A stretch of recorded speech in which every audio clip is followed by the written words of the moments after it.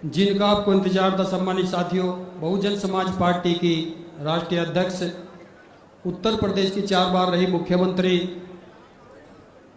इस देश के पीड़ितों, शोषितों, गरीबों की मसीहा, मैं आदरणीय बहन कुमारी मायावती जी को निवेदन पूर्वक आग्रह करता हूं कि आए और जनसभा को संबोधित करने का काम करें। आदरणीय बहन।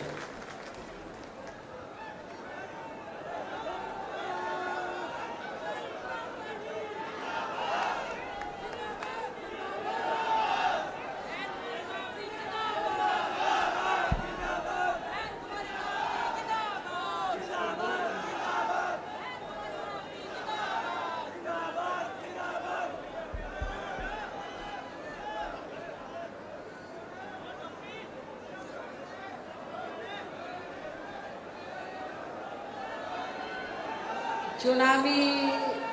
जनसभा में इकट्ठा हुए बहुजन समाज पार्टी व भारतीय राष्ट्रीय लोकदल के बने इस गठबंधन के सभी छोटे बड़े पदाधिकारी, नेता एवं कार्यकर्तागण, आज आप लोग यहाँ हरियाणा प्रदेश में विधानसभा के लिए हो रहे आम चुनाव में अपने गठबंधन के उम्मीदवारों के समर्थन में हमें सुनने के लिए यहाँ भारी संख्या में इकट्ठा हुए हैं, तो उसके लिए मैं आप सभी लोगों का हार्दिक दिल से आभार प्रकट करती हूँ। जिनको कामयाब बनाने के लिए भारतीय राष्ट्रीय लोकदल के वरिष्ठ राष्ट्रीय महासचिव चौधरी अभय सिंह चौटाला जी व इनके सभी साथीगण तथा बीएसपी के भी नेशनल कोऑर्डिनेटर श्री आकाश आनंद व यहाँ के संयोजक श्री रणधीर बेनीवाल और इनके भी सभी साथीगण पूरे जी जान से लगे हुए हैं। और अब मैं आप लोगों का ध्यान यहाँ हरियाणा प्रदेश में विधानसभा के लिए हो रहे आम चुनाव में अपने इस बने गठबंधन की सरकार बनाने को लेकर कुछ जरूरी बातों की तरफ दिलाना चाहती हूँ। और इस संबंध में हमारी पार्टी का ये कहना है कि अपने देश को आज़ाद हुए व भारतीय संविधान को भी लागू हुए अब बरसों बीत चुके हैं, और इस लंबी अवधि में केंद्र व आपके हरियाणा प्रदेश में भी विभिन्न विरोधी पार्टियों की सरकारें रही हैं। लेकिन दुख की बात यह है कि इस दौरान आपके हरियाणा प्रदेश में भी यहाँ विरोधी पार्टियों की रही सरकारों में सर्व समाज में से खासकर दलितों, आदिवासियों, पिछड़े वर्गों, मुस्लिम व अन्य धार्मिक अल्पसंख्यकों के साथ साथ गरीबों, मजदूरों, किसानों, व्यापारियों एवं अन्य मेहनतकश लोगों का भी पूर्ण रूप से विकास व उत्थान आदि नहीं हो सका। जिनकी सरकारों की गलत नीतियों एवं गलत कार्य प्रणाली आदि को अभी नहीं और ज़्यादा आजमाने की ज़रूरत नहीं है। और इस मामले में खास तौर से मैं दलितों, आदिवासियों व अन्य पिछड़े वर्गों के लोगों को ये बताना चाहूँगी कि इन वर्गों को परम पूज्य बाबा साहब डॉक्टर भीमराव अंबेडकर के कड़े संघर्ष एवं अथक प्रयासों से भारतीय संविधान में मिले कानूनी अधिकारों में से विशेषकर सरकारी नौकरियों में जो इन्हें आरक्षण की सुविधा मिली है, तो उसे यहाँ पहले कांग्रेस की और अब बीजेपी की तथा अन्य और पार्टियों की भी रही सरकारों की या चल रही सरकारों की जातिवादी सोच व मानसिकता के चलते इन्हें ये आरक्षण का पूरा लाभ नहीं दे पा रहे हैं। और अब तो इनके इस आरक्षण को ये पार्टियां, ये सभी पार्टियां, कांग्रेस, बीजेपी व अन्य जो जातिवादी पार्टियां हैं, ये सभी पार्टियां तो अब तो इनके इस आरक्षण को मान्य कोर्ट की आड़ में इसे प्रभावहीन बनाने में व खत्म करने की भी पूरी कोशिश में लगी हुई है। और इसका खास उदाहरण दिनांक 1 अगस्त 2024 को माननीय सुप्रीम कोर्ट का दिया गया निर्णय, जिसमें कोर्ट ने SC व ST के आरक्षण में, मैं इधर SC ST क्यों बोल रही हूँ, शेड्यूल कास्ट और शेड्यूल ट्राइब्स, क्योंकि संविधान में जो दलित वर्ग के लोग हैं, तो संविधान में दलितों के लिए तो हरिजन लफ्ज का इस्तेमाल नहीं किया गया है, बल्कि अनुसूचित जाति व जनजाति लफ्ज का इस्तेमाल किया गया। मैं चाहूंगी इन लोगों के जो पूर्व स्टेट अध्यक्ष हैं, तो मेरे ख्याल वो भारतीय संविधान को जरूर स्टडी करें, पढ़ें और ये देखें कि अनुसूचित दलितों के लिए क्या लफ्ज इस्तेमाल किया गया है। तो मुझे क्या लगता है, ये बाबा साहब के बारे में इनको जानकारी है, लेकिन ये भी जानकारी लेनी चाहिए कि SC ST के लिए क्या लफ्ज इस्तेमाल किया गया है। क्योंकि मुझे याद है सन 1977 में जब मैं वकालत की पढ़ाई कर रही थी, LLB फर्स्ट ईयर की स्टूडेंट थी, दिल्ली यूनिवर्सिटी से पढ़ रही थी। 1977 में जनता पार्टी की सरकार बनी और इन्होंने वोट क्या कह के लिया था कि हम स्वर्गीय श्री बाबू जगजीवन राम जी को देश का प्रधानमंत्री बनाएंगे, जिसको कांग्रेस ने नहीं बनाया।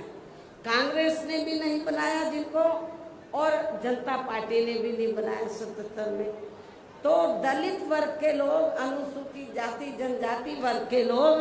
पूरे देश में बहुत नाराज थे, खफा थे। तो उस समय उन्होंने दिल्ली में एक 3 दिन का जाति तोड़ो सम्मेलन रखा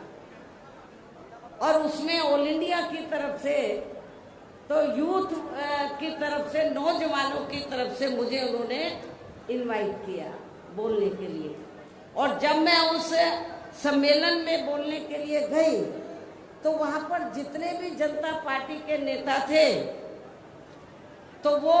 बार बार हरिजन हरिजन इस्तेमाल कर रहे थे। तो मैंने उनको कहा कि एक तरफ तो आप जाति तोड़ने की बात कर रहे हैं और दूसरी तरफ आप हरिजन कह रहे हैं। यदि हम इसको पॉजिटिव सेंस में ले तो हम तो हरि का मतलब ईश्वर, हम तो ईश्वर की औलाद होगी, तो बाकी लोग क्या शैतान की औलाद है। ये मैंने 1977 में जब मुझे उन्होंने ऑल इंडिया की तरफ से इनवाइट किया, तो ये मैंने वहां पर बोला था। तो उधर ही जो जनता पार्टी के जो नेतागण लोग थे, उन्होंने माफी मांगी और कहा कि, मैंने बोला कि आपको, आप सरकार संविधान से चलती है और संविधान के हिसाब से आप लोगों को जो वीकर सेक्शन के लोग हैं, तो उनको अनुसूचित जाति जनजाति और अन्य पिछड़ा वर्ग बोलना चाहिए, तो ये ज्यादा बेहतर होगा। उनको रियलाइज करना पड़ा और ये कहना पड़ा कि बहन जी जो बोल रही है वो सही बोल रही है। तो मैं आपको ये बताना चाह रही थी, माननीय सुप्रीम कोर्ट ने भी 1 अगस्त 2024 को, इसी वर्ष, माननीय सुप्रीम कोर्ट का दिया गया निर्णय है रिजर्वेशन को लेकर, जिसमें माननीय सुप्रीम कोर्ट ने, तो उन्होंने हरिजन नहीं बोला, ये जजमेंट आप उठा के देख लो। तो उन्होंने SC व ST के आरक्षण में वर्गीकरण व क्रीमी लेयर आदि को लागू करने की बात कही, जो नहीं होना चाहिए था। SC ST को जो रिजर्वेशन मिला है परम पूज्य बाबा साहब डॉक्टर अंबेडकर के अथक प्रयासों से, उस रिजर्वेशन में अभी तक उसमें कोई अलग से रिजर्वेशन नहीं था जो बाबा साहब ने व्यवस्था की थी। SC ST के लिए रिजर्वेशन है तो SC ST के लोगों को रिजर्वेशन मिलेगा, लेकिन रिजर्वेशन में से रिजर्वेशन की व्यवस्था बाबा साहब ने नहीं की थी। और रिजर्वेशन में से रिजर्वेशन का मतलब है शेड्यूल कास्ट को आपस में लड़ाना। SC ST को ये लड़ते रहे कि इसको कम मिला, इसको ज्यादा मिला है, जो ये नहीं होना चाहिए था, जो ये नहीं होना चाहिए था। लेकिन दुख की बात है कि सेंटर की ओर से बीजेपी की सरकार है, सेंटर के में उनकी ओर से सरकारी वकील खड़े हुए, कांग्रेस के भी वकील खड़े हुए और भी वकील खड़े हुए, उन्होंने माननीय सुप्रीम कोर्ट की हाँ में हाँ मिलाई। तो जिसकी वजह से तो जो देश में SC ST वर्ग के लोग हैं तो उनको आरक्षण में, उनके आरक्षण में वर्गीकरण व क्रीमी लेयर आदि को लागू करने की बात उन्होंने कही, जो ठीक नहीं था। इस निर्णय से हमारी पार्टी बिल्कुल भी सहमत नहीं है। और यदि इन वर्गों के आरक्षण के मामले में केंद्र की वर्तमान भाजपा सरकार, जो बीजेपी भी कहती है कि हम आरक्षण के पक्षधर हैं, तो यदि इन वर्गों के आरक्षण के मामले में केंद्र की वर्तमान भाजपा सरकार की भी नीति व नीयत साफ होती तो फिर ये सरकार माननीय सुप्रीम कोर्ट के आरक्षण को लेकर आए इस निर्णय को बिना कोई देरी किए हुए उसे निष्प्रभावी बनाने व पूर्व की स्थिति में लाने के लिए संसद का विशेष सत्र बुलाकर फिर संवैधानिक संशोधन विधेयक जरूर लाती और उसे विपक्ष को साथ में लेकर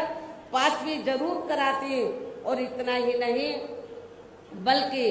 इसके लिए कांग्रेस व इनके इंडिया गठबंधन ने अभी तक भी केंद्र सरकार पर कोई दबाव नहीं बनाया। ना तो केंद्र में बीजेपी की सरकार संवैधानिक संशोधन विधेयक लाई इस जजमेंट के खिलाफ, और ना ही इंडिया गठबंधन ने, बाहर तो वो दबी जबान में कहते हैं हम आरक्षण के पक्ष में हैं, लेकिन पार्लियामेंट के अंदर उन्होंने इसके लिए कोई आवाज नहीं उठाई। और ऐसा करना तो बहुत दूर की बात रही, बल्कि इन्होंने माननीय सुप्रीम कोर्ट के इस निर्णय पर, इस आए निर्णय पर अभी तक कुछ भी खुलकर नहीं बोला है। और इस मामले में केंद्र की भाजपा सरकार व अधिकांश सभी विरोधी पार्टियां अभी तक भी चुप्पी साधे हुए हैं। यहाँ मैं ये भी बता देना चाहती हूँ कि माननीय कोर्ट ने SC ST आरक्षण में वर्गीकरण करने व क्रीमी लेयर आदि को भी लागू करने का ये कार्य अब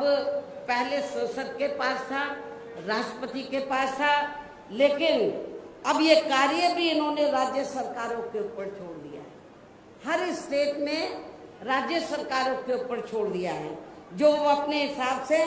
इसका पूरा राजनीतिक फायदा भी उठाएंगे।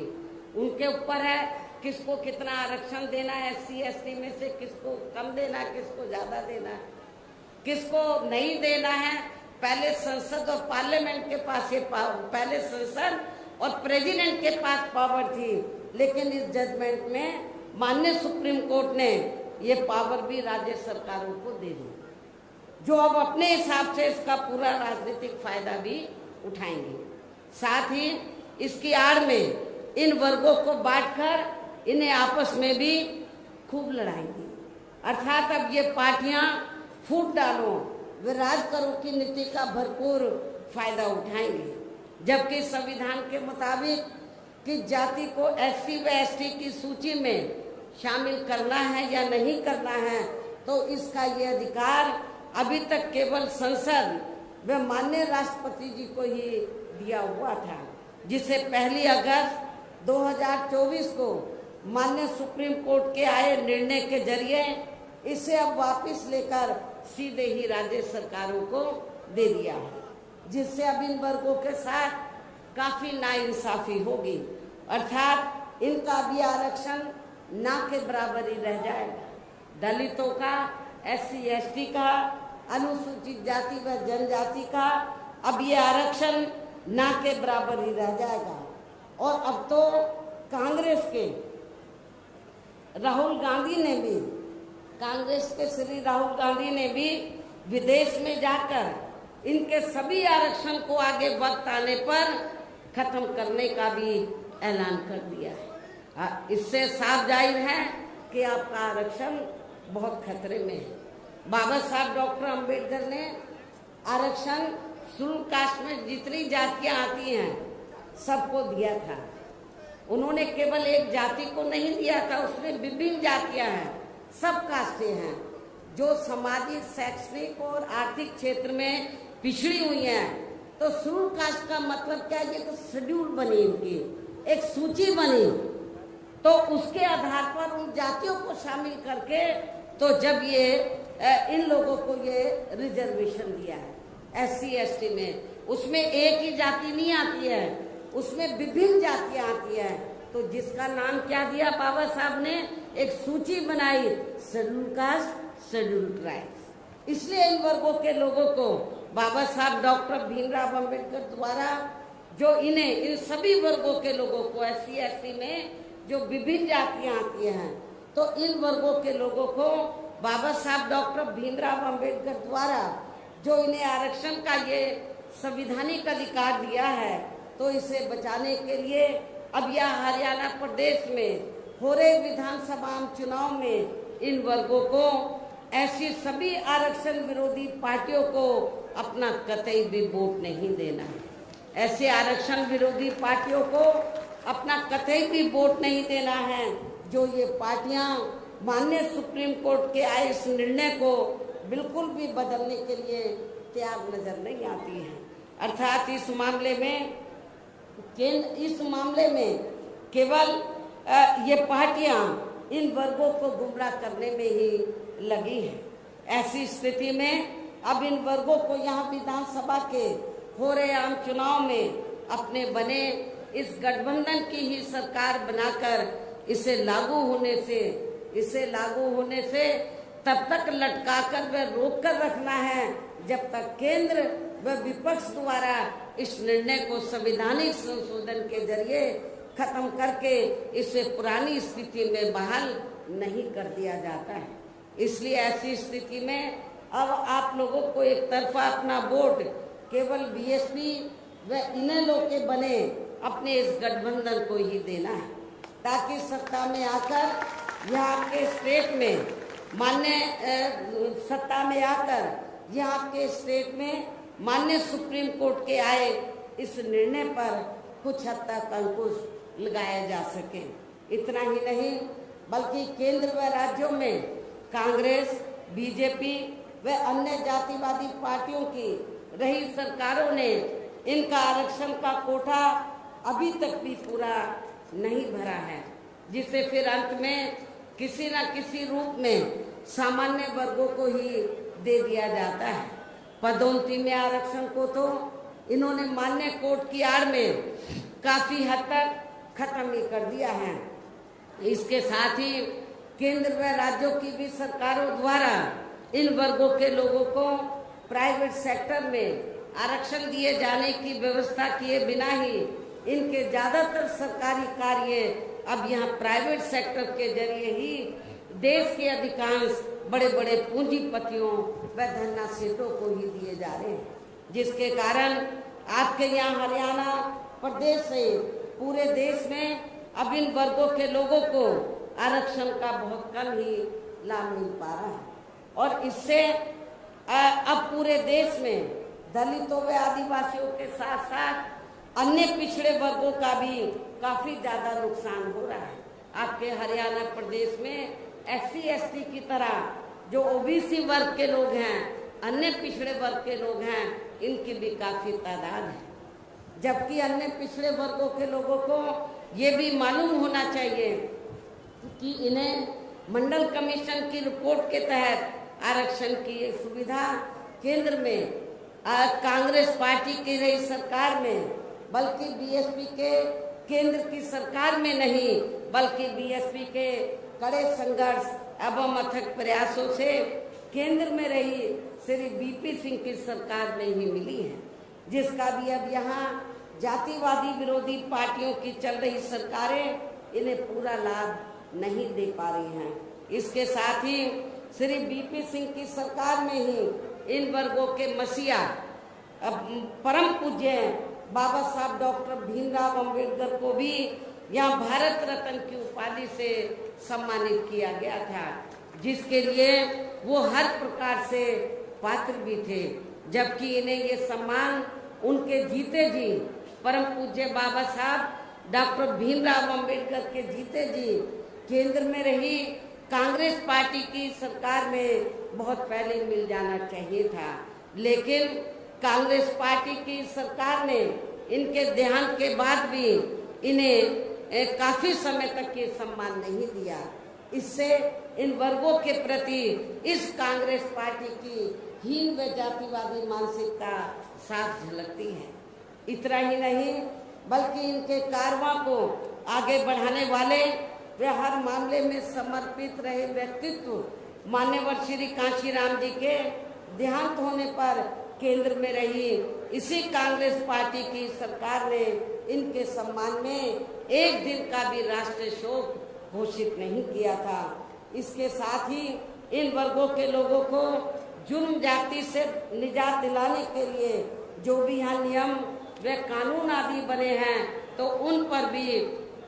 केंद्र व राज्यों की सरकारें सही से अमल नहीं कर पा रही हैं, जिससे अब यह खासकर दलितों, आदिवासियों व अन्य पिछड़े वर्गों के ऊपर शोषण करने वाले लोगों का मनोबल और भी ज्यादा बढ़ रहा है। और ये सब हमें यहाँ आपके हरियाणा प्रदेश में भी काफी कुछ देखने के लिए मिल रहा है। इसी प्रकार हमें पूरे देश में मुस्लिम व अन्य धार्मिक अल्पसंख्यक समाज के लोगों की भी अधिकांश मामलों में हालत कोई खास अच्छी नजर नहीं आती है। इसके साथ साथ अपर कास्ट समाज व जाट समाज में भी खासकर गरीब लोगों की भी आर्थिक स्थिति अभी भी यहाँ आपके हरियाणा प्रदेश सहित पूरे देश में काफी ज्यादा खराब व दयनीय ही बनी हुई है। इनके अलावा आपके हरियाणा प्रदेश सहित पूरे देश में सर्व समाज में से विशेषकर यहाँ गरीब, मजदूर, किसान, कर्मचारी, व्यापारी एवं अन्य मेहनतकश लोग भी अपनी विभिन्न समस्याओं को लेकर अभी भी हमें काफी ज्यादा दुखी ही नजर आते हैं। और इनमें भी किसान वर्ग तो केंद्र में अभी तक की रही सभी सरकारों द्वारा बनाई गई उनकी गलत नीतियों के कारण अब काफी ज्यादा परेशान व दुखी भी रहा है और अभी भी है। लेकिन इन सब की मुख्य वजह हमारी पार्टी केंद्र में व आपके हरियाणा प्रदेश में भी यहाँ अब तक की रही अधिकांश विरोधी पार्टियों की सरकारों की गरीब व किसान विरोधी तथा इनकी जातिवादी, पूंजीवादी व संकीर्ण मानसिकता के तहत बनाई गई उनकी गलत नीतियों एवं गलत कार्य प्रणाली को ही काफी हद तक जिम्मेवार मानकर चलती हैं। और इस मामले में खासकर इनकी गलत आर्थिक नीतियों की वजह से ही आए दिन यहाँ पूरे देश में गरीबी, बेरोजगारी व महंगाई आदि भी काफी ज्यादा बढ़ रही है, जिससे आम जनता काफी ज्यादा परेशान व दुखी भी है। इसके साथ साथ अभी भी अपने देश में भ्रष्टाचार हर स्तर पर काफी ज्यादा व्याप्त है, जिससे आपका खुद का अपना हरियाणा प्रदेश भी स्टेट भी अछूता नहीं रहा है। और इन सब का मुख्य कारण हमारी पार्टी आजादी के बाद से लेकर अभी तक केंद्र व देश के अधिकांश राज्यों में तथा आपके खुद के अपने हरियाणा प्रदेश में भी ज्यादातर सत्ता यहाँ खासकर पूंजीवादी पार्टियों, जातिवादी व पूंजीवादी पार्टियों के हाथों में ही आने को मानकर चलती है, जिसके कारण ही अब पूरे देश में व आपके खुद के अपने प्रदेश में भी अभी भी हमें यहाँ सर्व समाज के लोग अधिकांश मामलों में काफी ज्यादा दुखी व परेशानी नजर आते हैं। जबकि पूरे देश में बीएसपी ही अकेली एक ऐसी पार्टी है जो विरोधी पार्टियों की तरह देश के बड़े बड़े पूंजीपतियों व धन्ना सेठों की आर्थिक मदद से नहीं बल्कि अपनी पार्टी के ही आम कार्यकर्ताओं की आर्थिक मदद से चुनाव लड़कर यहाँ केंद्र व राज्यों की भी सत्ता में आना चाहती है, ताकि हमारी पार्टी सत्ता में आने के बाद फिर बिना किसी दबाव के व आजाद होकर सर्व समाज के लोगों की सभी समस्याओं का समाधान करके उन्हें हर मामले में व हर स्तर पर खुशहाल बना सके। और इसी आधार पर चलकर ही आबादी के हिसाब से देश के सबसे बड़े प्रदेश अर्थात आपके पड़ोसी प्रदेश उत्तर प्रदेश में 4 बार हमारी पार्टी ने अपने नेतृत्व में वहाँ सरकार भी बनाई है। और हमने अपने सभी चारों रही सरकारों में अपनी पार्टी की विचारधारा एवं सिद्धांतों के तहत चलकर वैसे तो वहाँ सर्व समाज के हितों का पूरा ध्यान रखा है, लेकिन सभी मामलों में प्राथमिकता पहले हमने वहाँ सर्व समाज में से विशेषकर उन SC/ST वर्गों, पिछड़े वर्गों, मुस्लिम व अन्य धार्मिक अल्पसंख्यक समाज को तथा गरीब एवं असहाय लोगों को ही दिया है, जिनकी वहाँ हर मामले में व हर स्तर पर सभी विरोधी पार्टियों की रही सरकारों में उनकी हीन, जातिवादी, संकीर्ण व पूंजीवादी सोच होने के कारण काफी ज्यादा उपेक्षा की गई है। इसके साथ साथ हमने उत्तर प्रदेश में गरीब एवं बेरोजगार लोगों को दूसरी पार्टियों की रही सरकारों की तरह मामूली सा बेरोजगारी भत्ता न देकर उन्हें बड़ी तादाद में सरकारी एवं गैर सरकारी क्षेत्रों में स्थायी रोजगार भी उपलब्ध कराए हैं। इसके साथ ही गरीब भूमिहीन लोगों को खेती करने के लिए हमने उन्हें फ्री सरकारी जमीन भी दी है तथा गरीब आवासहीनों को भी तो 2-2 कमरों के फ्री सरकारी पक्के मकान भी दिए हैं, जिससे वहाँ लाखों गरीब लोगों को काफी फायदा पहुंचा है। शहरों व देहातों को भी विकसित किया गया है। देहातों को डॉक्टर अंबेडकर ग्राम विकास योजना के तहत, शहरों को मान्यवर श्री काशीराम जी शहरी समग्र विकास योजना के तहत इनको डेवलप किया गया। इसलिए क्योंकि शहरों में और देहातों में घुसते ही मालूम पड़ जाएगा कि ये दलितों की बस्ती है, ये कमजोर वर्गों की बस्ती है, जिनको जातिवादी मानसिकता के तहत आजादी के बाद से लेकर लगातार जिन भी पार्टियों की सरकारें बनी उन्होंने उनको विकसित नहीं किया। लेकिन जब बीएसपी की सरकार बनी तो हमने बाबा साहब के नाम से योजना बनाकर उन बस्तियों को डेवलप किया और भी बस्तियों को गांव में डेवलप किया, तो जिसकी वजह से उनका रहन सहन में काफी फर्क आया। इसके अलावा हमारी पार्टी की रही सरकार ने वह विभिन्न क्षेत्रों में लगे लोगों के साथ साथ छात्रों, युवाओं, महिलाओं व बुजुर्गों आदि के हितों में भी अनेकों महत्वपूर्ण व ऐतिहासिक कार्य किए हैं, जिनसे उन्हें काफी ज्यादा लाभ पहुंचा है। किसानों की भी अधिकांश समस्याओं का काफी हद तक समाधान किया तथा उनकी फसलों का भी उन्हें समय से उचित दाम दिया गया है, जो आपके हरियाणा में भी शायद कभी इतना फायदा किसानों को नहीं पहुंचाया गया होगा। इतना ही नहीं बल्कि हमने उत्तर प्रदेश में सर्व समाज के लोगों के ऊपर किसी भी प्रकार की कोई जुर्म जाति आदि भी नहीं होने दी है। इसके साथ ही हमारी पार्टी की रही सरकार ने अपने देश में दलित एवं अन्य पिछड़े वर्गों में समय समय पर जन्मे यहाँ महान संतों, गुरुओं व महापुरुषों में भी खासकर महात्मा ज्योतिराव फूले, छत्रपति शाहू जी महाराज, श्री नारायणा गुरु, बाबा साहब डॉक्टर भीमराव अंबेडकर एवं मान्यवर श्री कांशीराम जी आदि को भी विभिन्न रूपों में पहली बार वह पूरा आदर सम्मान दिया है, जिन्हें विरोधी पार्टियों के लोग अभी तक भी आसानी से पचा नहीं पा रहे हैं। इस प्रकार से उत्तर प्रदेश में हमारी पार्टी ने अपने सभी चारों रहे शासनकाल के दौरान वह हर मामले में वह हर स्तर पर सर्व समाज के लोगों को काफी बेहतरीन सरकार दी है। और यदि आप लोग भी यहाँ अपने हरियाणा प्रदेश में गरीबों, किसानों व आम जनहित के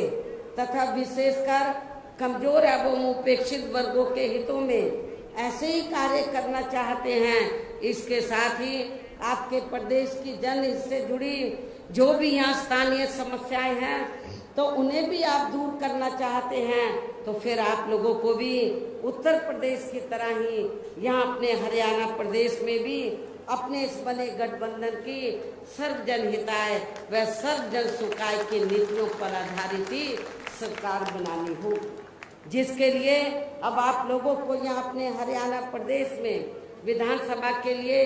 हो रहे आम चुनाव में अपने बने इस गठबंधन का ही बेहतर रिजल्ट लाना होगा। इसके साथ ही आप लोगों को वोट पड़ने तक यहाँ की सत्ताधारी पार्टी भारतीय जनता पार्टी व अन्य सभी विरोधी पार्टियों के साम दाम दंड भेद आदि हथकंडों से भी जरूर सावधान रहना है। और इस मामले में खासकर आप लोगों को विरोधी पार्टियों के जारी किए गए उनके हवाई वे प्रलोभन भरे चुनावी घोषणा पत्रों आदि के बहकावे में तो कतई नहीं आना है। बातें बड़ी बड़ी करते हैं, सत्ता में जब आ जाते हैं तो वो उनको रद्दी में जैसे टोकरी रद्दी की टोकरी में फेंक देते हैं वैसे फेंक देते हैं। तो इस मामले में खासकर आप लोगों को विरोधी पार्टियों के जारी किए गए उनके हवाई व प्रलोभन भरे चुनावी घोषणा पत्रों आदि के बहकावे में तो कतई नहीं आना है, जिन्हें ये पार्टियां सत्ता में आने के बाद अधिकांश अमल में नहीं लाती हैं, जिस पर से अब जनता का काफी हद तक विश्वास भी उठ गया है। इसलिए हमारी पार्टी किसी भी चुनाव में अपना कोई भी चुनावी घोषणा पत्र आदि जारी नहीं करती है। वैसे भी हमारी पार्टी कहने में बहुत कम बल्कि कार्य करके दिखाने में ही ज़्यादा विश्वास रखती है, अर्थात जो कहती है तो उसे करके भी दिखाती है। ये सब हमने उत्तर प्रदेश में बिना चुनावी घोषणा पत्र के जारी किए हुए ही 4 बार सरकार बनाकर सरकार बनने के बाद तब हमने ये घोषणा की हम ये काम करेंगे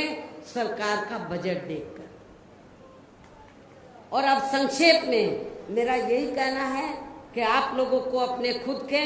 व अपने हरियाणा प्रदेश के भी हित में यहाँ बीएसपी व इनेलो के बने अपने इस गठबंधन की ही सरकार बनाना बहुत जरूरी है। और अब आप लोगों को अपने इस गठबंधन के ही उम्मीदवारों को ज़्यादा से ज़्यादा कामयाब बनाना है, जिसके लिए बीएसपी के उम्मीदवारों को हाथी चुनाव चिन्ह के सामने वाले बटन को दबाकर तथा राष्ट्रीय लोकदल के उम्मीदवारों को चश्मा चुनाव चिन्ह के सामने वाले बटन को दबा के उन्हें जरूर जिताना है। इस प्रकार से आप लोगों को अपने बने इस गठबंधन की ही पूर्ण बहुमत की सरकार बनाना है। और सरकार बनने पर फिर गठबंधन की ओर से आपके हरियाणा प्रदेश का मुख्यमंत्री चौधरी श्री अभय चौटाला जी को ही बनाया जाएगा, जिनको मेरे आशीर्वाद के साथ साथ इनके पिता चौधरी ओम प्रकाश चौटाला जी का भी